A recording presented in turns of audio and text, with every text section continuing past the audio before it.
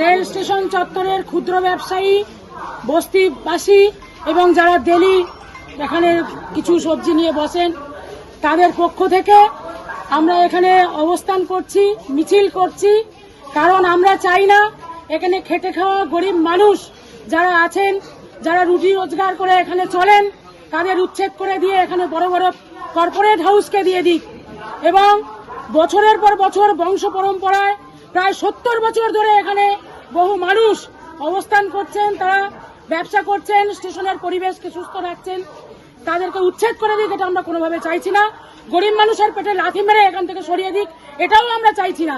তাই আমরা এখানে মিছিল করছি, অবস্থান করছি এবং সারাদিন যতক্ষণ না প্রশাসনের লোক এসে সদুত্তর দিচ্ছে ততক্ষণ আমরা এখানে অবস্থান করব, মিছিল করব। এবং যে নোটিশ দিয়েছে সেই নোটিশের মধ্যে রেলের আধিকারিকদের কোনো সই নেই। সেটা অন্যদের কোনো ছাপানো নোটিশ কিনা আমরা জানি না, রেলের নোটিশ কিনা তাও আমরা জানি না।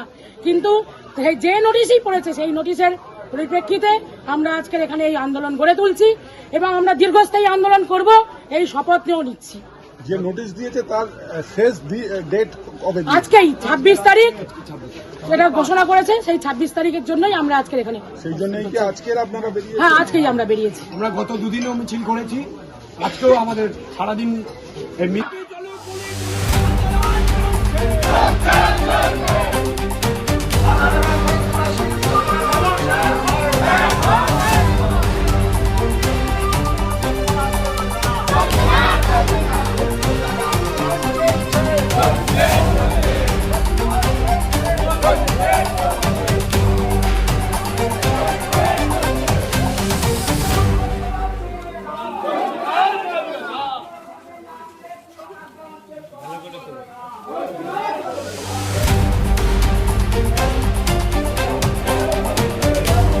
জয়নগর আপডেট, সত্যের পাশে, খবরের আগে।